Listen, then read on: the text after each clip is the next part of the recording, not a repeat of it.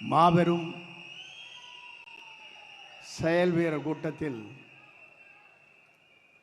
தலைவர் அனுமதியோடு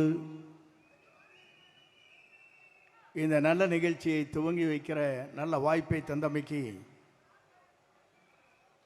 கோடான கோடி நன்றி மலர்களை அவருக்கு நான் தெரிவித்துக் கொள்கிறேன். ஒரு அரசியல் வரலாற்றில்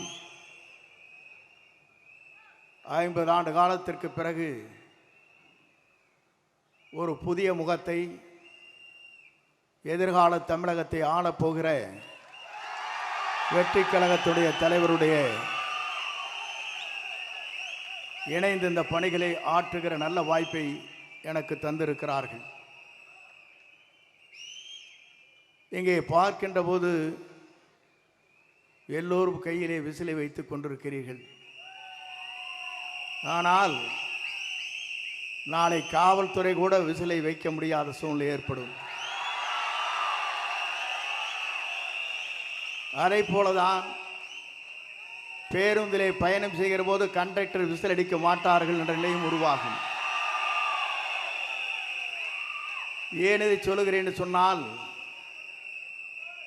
தலைவர் எல்லோரும் நினைத்தார்கள், எல்லோரும் எண்ணினார்கள்.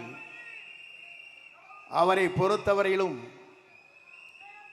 திரைப்படத்திலே அவர் ஹீரோ அல்ல, தமிழ்நாட்டின் எதிர்காலத்தினுடைய ஹீரோ என்பதை நாட்டு மக்கள் ஏற்றுக்கொண்டிருக்கிறார்கள். இங்கே கரையொலியை பார்க்கிறேன். 2 நாட்களுக்கு முன்னாலே நிகழ்ச்சி நடைபெற்றது.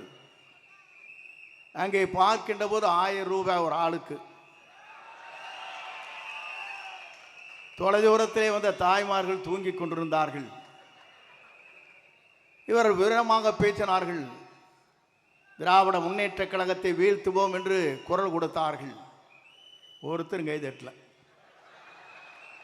ஆனால் திராவிட முன்னேற்ற கழகத்தை வீழ்த்தக்கூடிய ஒரே தளபதி நம்முடைய தளபதி தான்.